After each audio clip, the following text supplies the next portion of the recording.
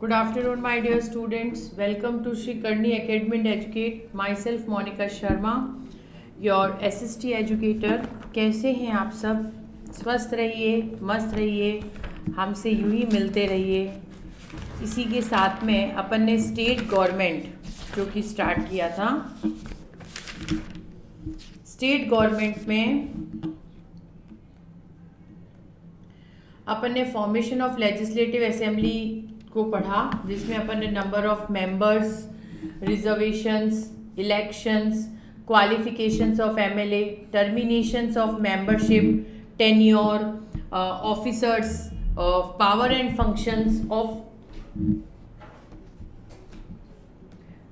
Functions of speakers, इन सबको अपन ने डिस्कस किया। उसके साथ में आज जो है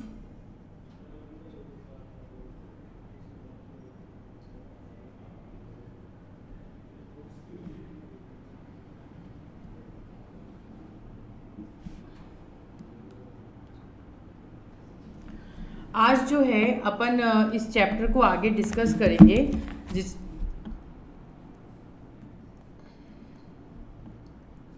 उससे पहले एक बार इसको डिस्कस करने से पहले देखिए, सबसे पहला था अपना नंबर ऑफ मेंबर्स।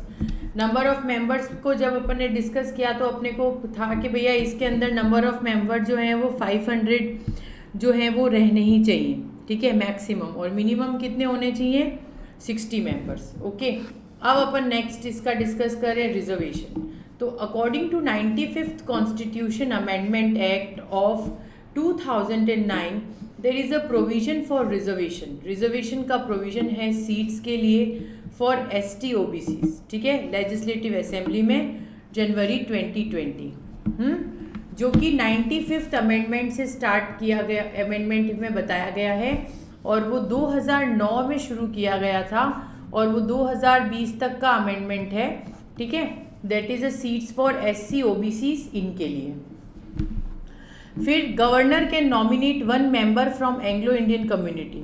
हमारा जो गवर्नर है वो एक मेंबर को नॉमिनेट कर सकते हैं एंग्लो इंडियन कम्युनिटी से, ठीक है। Now process of election. अपन इलेक्शन कैसे दे सकते हैं, तो इलेक्शन कैसे होते हैं? The member of legislative assembly are elected directly by the voters. Voter से इलेक्ट होते हैं through universal adult franchise system. क्या सिस्टम फॉलो होता है इसमें? Universal adult franchise system.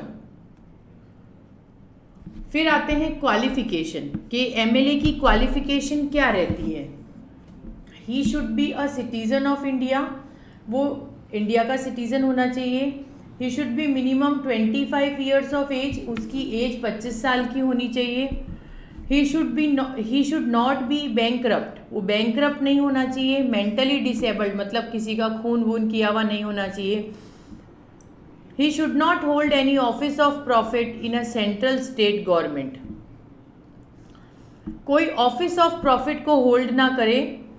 Then he should fulfil the conditions led by the state legislature, और state legislature से conditions fulfil रहे, ठीक है। So that is the thing. I hope you all will understand कि मैं क्या कहना चाह रही हूँ कि क्वालिफिकेशन के अंदर सबसे पहले क्या कि he should be a citizen of India, कि वो इंडिया का सिटीजन होना चाहिए, पहली बात, ठीक है। दूसरी बात उसमें क्या कंपलसेट करती है?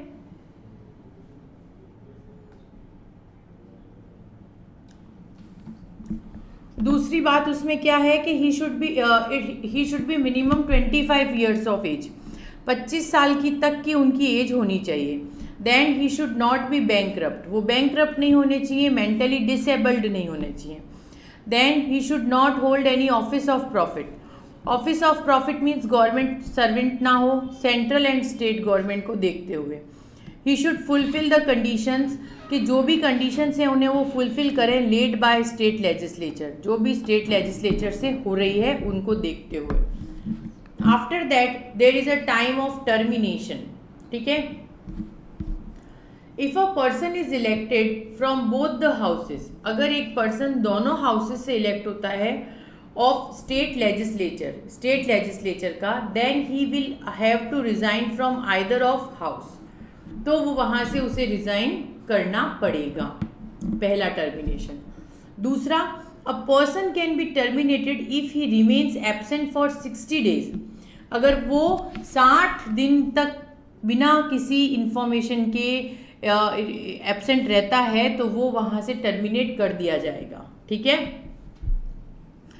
After being elected as a member of any house, अगर वो इलेक्ट होते हैं as a member of any house, if it is field that the person does not have the required qualification, उस पर्सन के अंदर रिक्वायर्ड क्वालिफिकेशन होनी चाहिए and he can be terminated, ठीक है।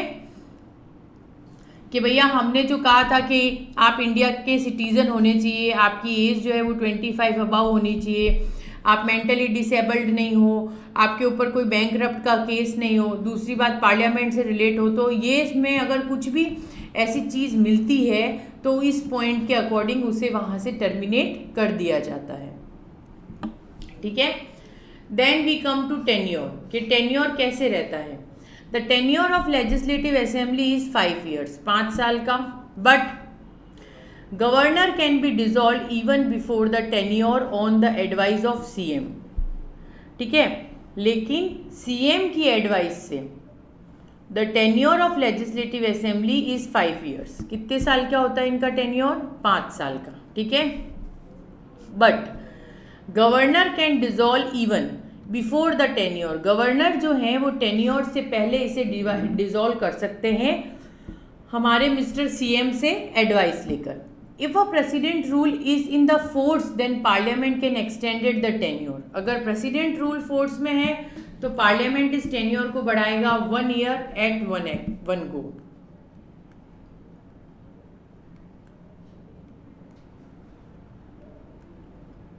Then last, officers of legislative assembly.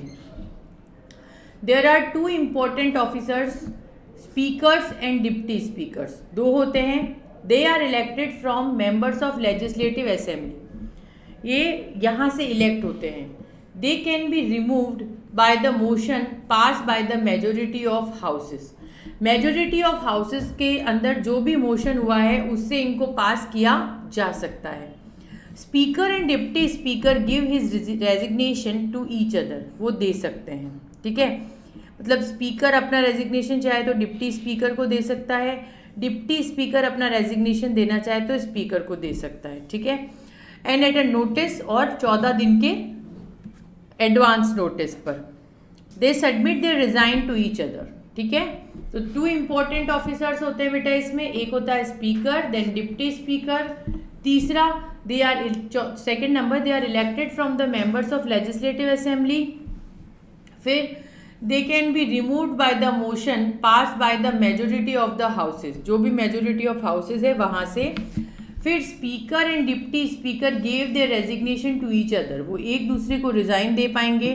And a notice has been given at least 14 days in advance, 14 days in advance में notice दिया जा सकता है। And they submit their resignation to each other, वो एक दूसरे को अपना रेजिग्नेशन सबमिट कर सकते हैं। Now we come to the power and functions of speaker, के स्पीकर की पावर एंड फंक्शंस क्या होती है। ही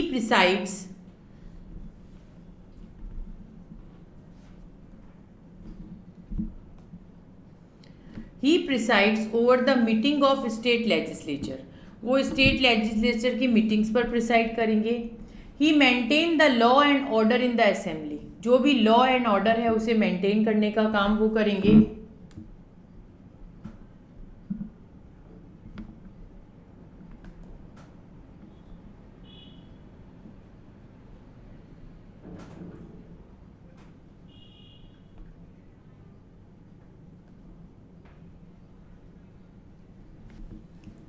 फिर he conduct working of the houses, houses की जो वर्किंग है उसे कंडक्ट करेंगे।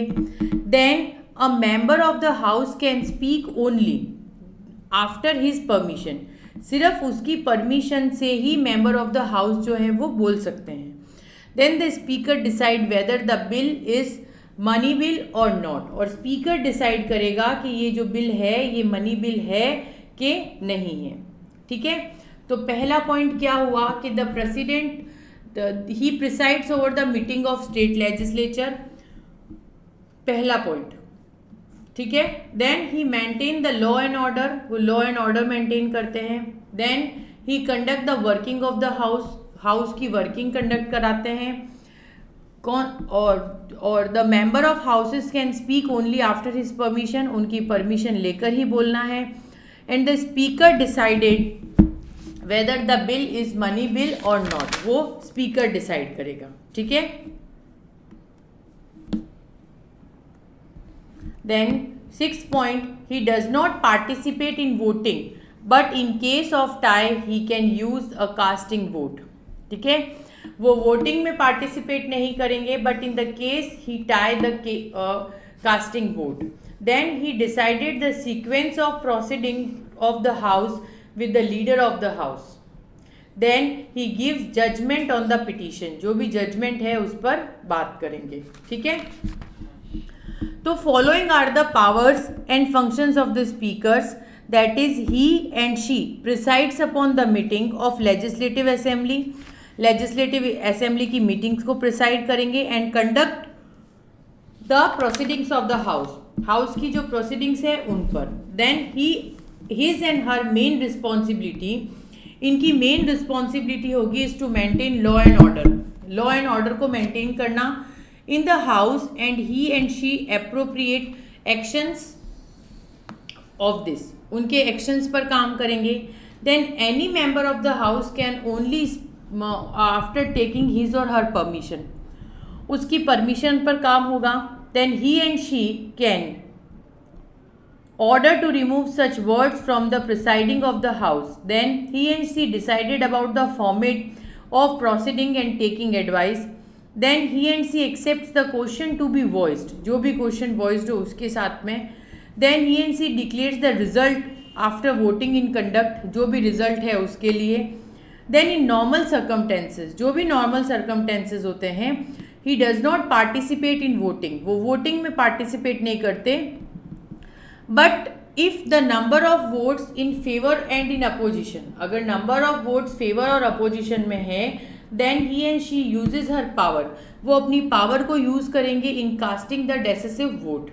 द स्पीकर डिसाइड, जो स्पीकर है वो डिसाइड करेगा कि whether the bill is money bill और not. Then he and she decided after a legislation associated with members changing the parties, and all these functions are conducted by the deputy speaker in the absence of the speaker. अगर speaker नहीं है तो ये सारे functions जो हैं वो deputy speaker को फॉलो करने पड़ेंगे, ठीक है, क्योंकि स्पीकर की अगर एब्सेंस होती है तो डिप्टी स्पीकर उसे फॉलो करते हैं। Now we come to state legislature, formation of legislative council, state legislature. आप जैसे देखिए कि India following a bye criminal legislature, जैसा कि अपन ने डिस्कस किया कि दो तरह के होते हैं, unicameral and bicameral, है ना, ये तो अपन पढ़ चुके हैं। That at the central and the state level, दोनों लेवल पर। However there is no uniformity in the state legislature organisation, इसके अंदर कोई अनफॉर्मिटी नहीं होती। तो इंडिया जो है वो बाय क्रिमिनल लेजिस्लेचर और सेंट्रल और स्टेट लेवल दोनों पर काम करती है, इनकी कोई यूनिफॉर्मिटी नहीं होती इस ऑर्गेनाइजेशन में, ठीक है ना। देन लेजिस्लेटिव काउंसिल, अगर अपन लेजिस्लेटिव काउंसिल पर बात करें तो विधान Parishad is a permanent body operating at the state level, ठीक है। विधान परिषद जो है वो एक परमानेंट बॉडी है जो कि ऑपरेट करती है स्टेट लेवल पर। फिर Council can be formed or abolished when the legislative assembly passes a special resolution in this regard, ठीक है। Council can be formed और abolish, यही काउंसिल फॉर्म भी होती है और एबोलिश भी होती है when the legislative assembly passes a special resolution, जब legislative assembly एक स्पेशल रिजोल्यूशन पास करती है इन दिस रिगार्ड, उसके रिगार्ड में, ठीक है। फिर then the member of council should not be exceed 1/3 of the total member, इस काउंसिल के जो मेंबर्स होते हैं वो 1/3 मेंबर से ज़्यादा एक्सीड नहीं होते हैं, ठीक है, ऑफ द कंसर्न स्टेट, जो भी स्टेट कंसर्न करता है उसको देखते हुए। Then the tenure of the member of the council is 6 year. इनका टेन्योर कितने साल का होता है? 6 ईयर्स का।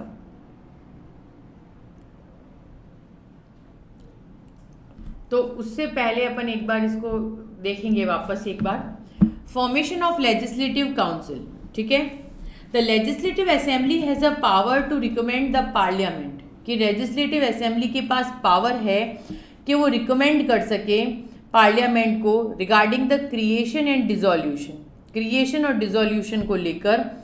अकॉर्डिंग टू सेक्शन, अगर अपन इस सेक्शन में काम करते हैं तो the legislative assembly passes a motion by majority. जो लेजिस्लेटिव असेंबली है वो मोशन पास करती है by the majority of the entire number of members, जो भी एंटायर नंबर ऑफ मेंबर्स है उनको देखते हुए।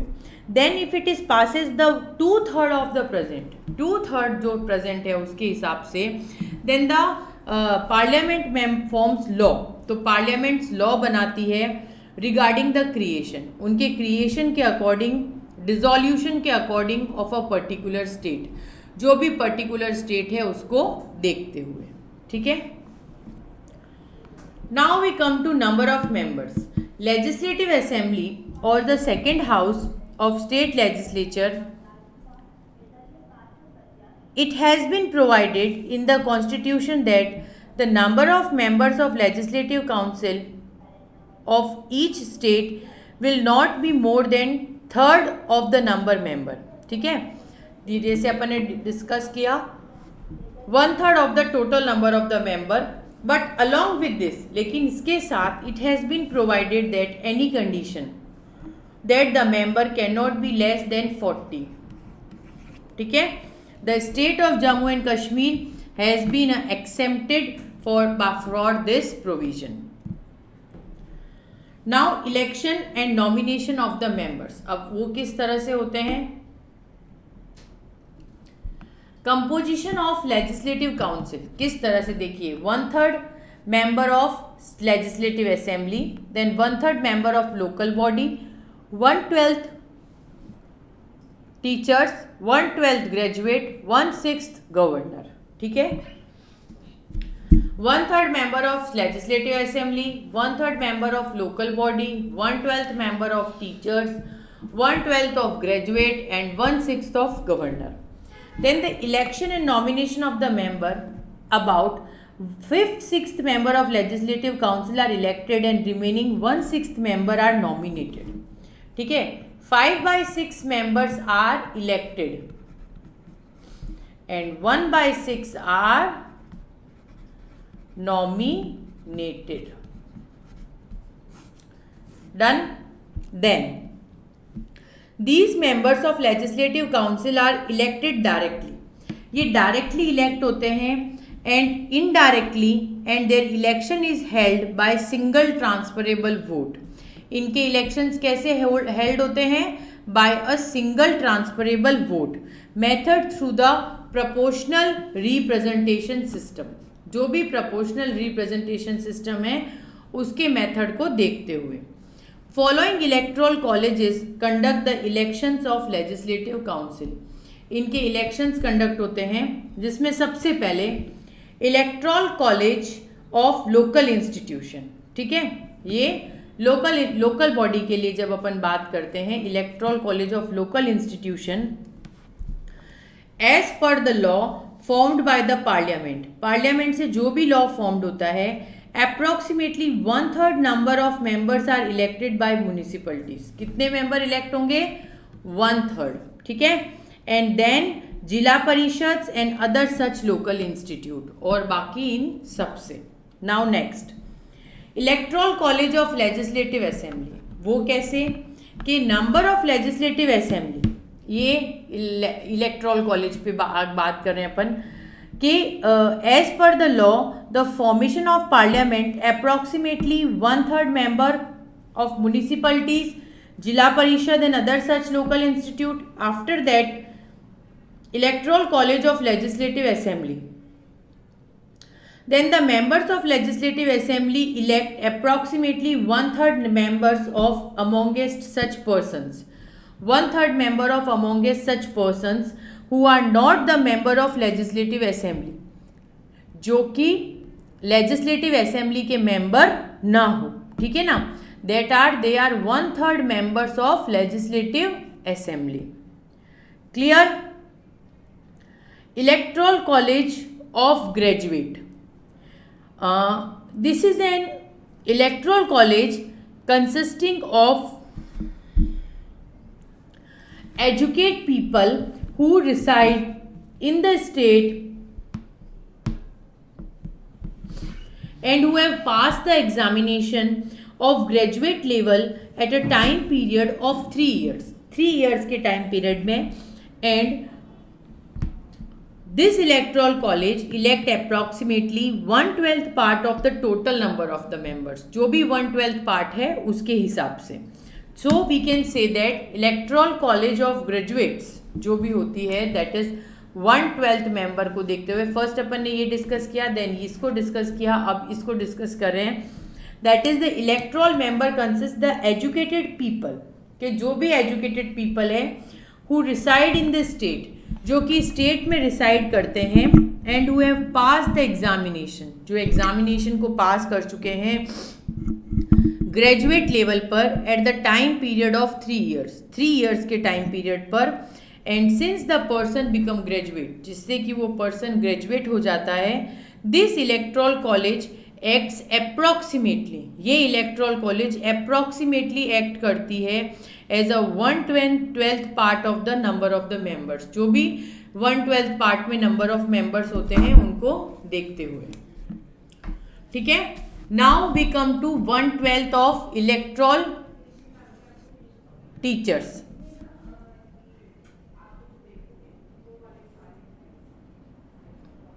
In this college, those teachers are included who have taught for the last 3 years, जो कि लास्ट 3 years से taught कर रहे हैं in a secondary school और higher educational institute. And the electoral college approximately as a 1/12 part of the total number of members, जो भी total number of members हैं उनको देखते हुए, ठीक है. That the teachers are having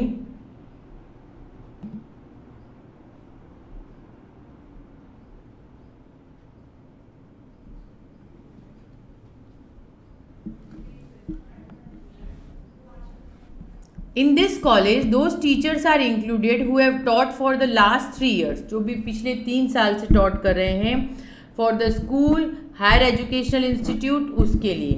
And the electoral college elect approximately 1/12 part, जो भी 1/12 part होता है उसके लिए,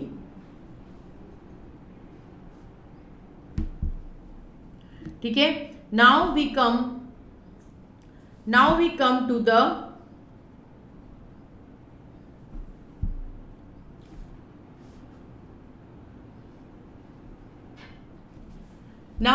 to the members nominated by the governor, जो भी गवर्नर से मेंबर नॉमिनेटेड होते हैं उनके लिए.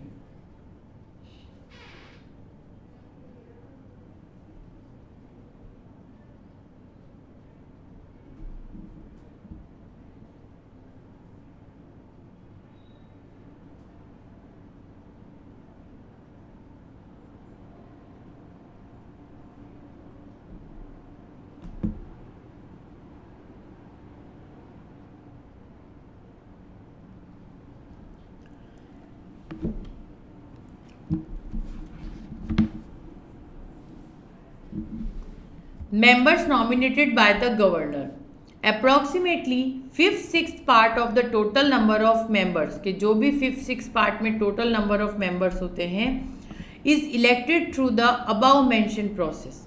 ये इसी above mentioned process से elect होते हैं, ठीक है. And approximately 1/6 part of the total number of remaining, जो भी इनका 1/6 part होता है, such members are expert from field of literature. ये मेंबर फील्ड ऑफ लिटरेचर से एक्सपर्ट होते हैं, science, arts, cooperative and social services, इनको देखते हुए. Qualifications of the member. अब इन मेंबर की क्वालिफिकेशंस क्या होती हैं, ठीक है।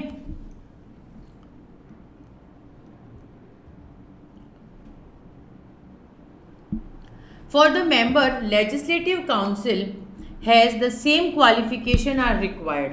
जो भी सेम क्वालिफिकेशन जो भी लेजिस्लेटिव असेंबली में चाहिए होती है वो लेजिस्लेटिव काउंसिल में रिक्वायर्ड होती है, ठीक है। But the difference only that the membership of legislative council the minimum age has been fixed for 30 years, 30 साल, ठीक है। And apart from this the elected person should be a voter from constituency of legislative assembly। वो वहाँ का voter होना चाहिए। The election of members of legislative council is done by the electoral college। ये electoral college से done होता है for of legislative assembly and other 3 electoral colleges are appointed by parliament law। Then tenure, the legislative council is permanent body with the point of view। अगर इस point of view से अपन देखते हैं तो dissolution and it cannot be dissolved by the governor। ये governor से dissolve नहीं हो सकती। The tenure of the member, in members के जो tenure होते हैं of legislative council is 6 years, 6 साल के लिए। After every 2 years, हर 2 साल बाद 1/3 मेंबर रिटायर्ड, 1/3 मेंबर रिटायर हो जाते हैं फ्रॉम देयर पोस्ट, अपनी पोस्ट से, and new elections are done, और नए इलेक्शंस किए जाते हैं फॉर द वैकेंट सीट्स, जो भी सीट्स वैकेंट्स हैं उनके लिए। Then officers, the legislative council elect a chairman and deputy chairman and amongst its member the legislative council has a power to remove from their post. उनके पास power होती है कि वो उनको पोस्ट से हटा सकें। अब एक बार ये देखिए, विधानसभा लेजिस्लेटिव असेंबली, ठीक है, और लेजिस्लेटिव काउंसिल, ताकि कंफ्यूजन ना हो। Vidhan Sabha is the lower house of the state legislature, ठीक है।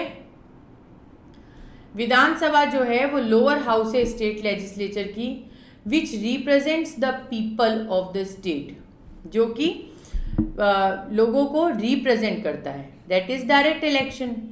विधान Parishad is the upper house of the state, ठीक है, whose members are partially elected, जिनके मेंबर्स इलेक्ट होते हैं और नॉमिनेट होते हैं, दैट इज इनडायरेक्ट इलेक्शन। उसके बाद में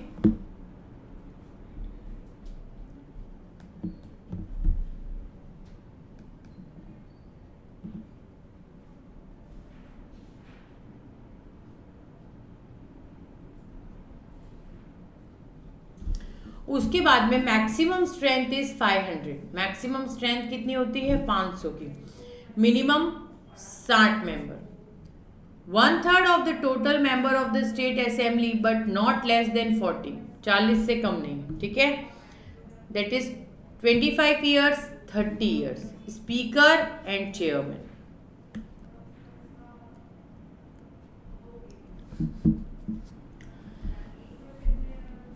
The function of state legislature is the name of the parliament in the center. In some states, the bicameral legislature in the state, while other is a unicameral, ठीक है। तो इसको अपन देखते हैं। तो Vidhan Sabha is the lower house which represent the number people of the state, और ये member of the party, ठीक है। ये डायरेक्ट इलेक्शन, ये इनडायरेक्ट इलेक्शन। उसके बाद इसकी minimum strength 500, maximum 5, minimum 60। 1/3 of total members जो भी होते हैं but not less than 40। 25 years, 30 years. Speaker and chairman, ठीक है। फिर जब अपन स्टेट लेजिस्लेचर पर बात करते हैं तो the function of state legislature is the same that the parliament in the centre, ठीक है। Some states are bicameral legislature, कुछ स्टेट्स का बायक्रिमिनल होता है और कुछ का unicameral. Then 6 states having bicameral legislature are Andhra Pradesh, Telangana, Maharashtra, Bihar, Karnataka and Uttar Pradesh, that is union territories of Delhi, Pondicherry and, ठीक है। उसके बाद अपन नेक्स्ट आते हैं Vidhan Parishad, okay. Then the विधान Parishad is the second house. विधान परिषद क्या है? सेकेंड हाउस है of the state which have bye criminal legislature, जिसका लेजिस्लेचर कौन सा होता है? By criminal. The term of office of members is 6 year. इनकी टर्म कितनी होती है? 6 ईयर्स की। 1/3 रिटायर्ड एवरी 2 ईयर्स। 1/3 जो है हर दूसरे साल से रिटायर्ड हो जाते हैं। 6 states have bye criminal legislature. 6 states का बाय क्रिमिनल लेजिस्लेचर होता है, जिसमें Andhra Pradesh, Telangana, Maharashtra, Bihar, Karnataka and Uttar Pradesh, right. Apart from Jammu and Kashmir also has bye criminal legislature, but according to special provision of article 370। Now creation and abolition of legislative council किस तरह से होगी?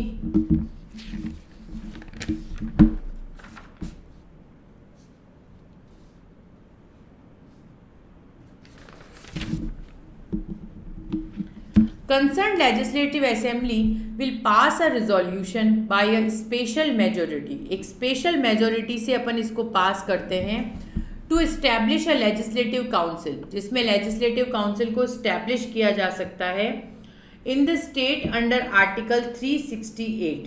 368 के article को देखते हुए the parliament can make or abolish legislative council। Parliament जो है उस स्टेट को एबॉलिश करती है लेजिस्लेटिव काउंसिल से देखते हुए by the process of constitutional amendment. Constitutional amendment के प्रोसेस से, ठीक है। Concern legislative assembly will pass a resolution, कि जो भी कंसर्न लेजिस्लेटिव असेंबली है वो रिजोल्यूशन पास करेगी बाय अ स्पेशल मेजोरिटी। एक स्पेशल मेजोरिटी को देखते हुए, जिसमें लेजिस्लेटिव काउंसिल जो है आर्टिकल 368 के under the parliament can make और abolish legislative council and same process of constitutional amendment.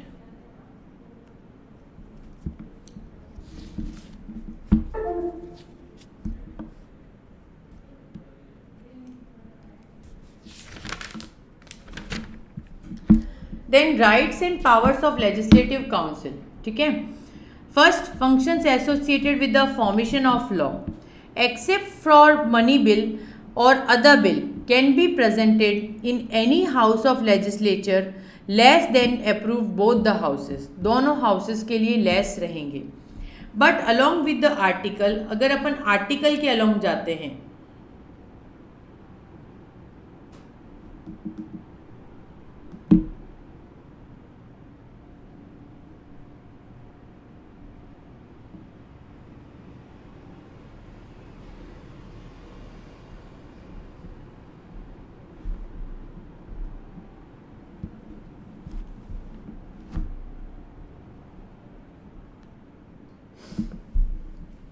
अगर अपन आर्टिकल के अकॉर्डिंग देखते हैं तो if the bill which is passed by the legislative, अगर लेजिस्लेचर उस बिल को पॉज कर देता है and rejected by the legislative council, और अगर लेजिस्लेटिव काउंसिल उसे रिजेक्ट कर देती है, then the constitution provide that if the bill which is passed and rejected then which are not acceptable to the legislative assembly, ये legislative assembly से acceptable नहीं होता। और if the bill is not passed, अगर bill pass नहीं होता है within 3 months of the date, जो भी डेट है उसको देखते हुए, then the council again reject the bill, council फिर उस बिल को रिजेक्ट कर देगी and does not pass the bill, और इस बिल को पास नहीं करेगी within the month from the date it is represented, जिस भी डेट से उसे रिप्रेजेंट किया गया है वहाँ से, और again make such amendments in the bill, और फिर उसके अंदर अमेंडमेंट्स करेगी विच आर नॉट एक्सेप्टेबल, जो कि एक्सेप्टेबल नहीं होंगे by the assumed pass of both the houses, दोनों हाउसेज को देखते हुए। And if the bill assumed be passed then in this way, इस तरह से the legislative council can retain any extraordinary bill for the period of the month and the legislative council does not have a power to dissolve, और उसके पास power नहीं होती है कि वो उसे डिसॉल्व कर सके। एक बार मैं फिर एक्सप्लेन करती हूँ। Functions and powers and formation except from the money bill, all other bill can be represented in any other houses, ठीक है। That the state legislature and these bill should be approved by both the houses, दोनों house से approve करें। But along with this article, अगर अपन इस article को देखते हैं आर्टिकल 197 के हिसाब से, then the constitution provide that if the bill which is pass by the legislative assembly, अगर वो बिल पास होता है then not acceptable to the legislative assembly, then the council amendment which is not acceptable and bill will not pass within 3 months, bill को pass नहीं किया जा सकता from the date presented in the legislative council, जो भी date present है उसको देखते हुए।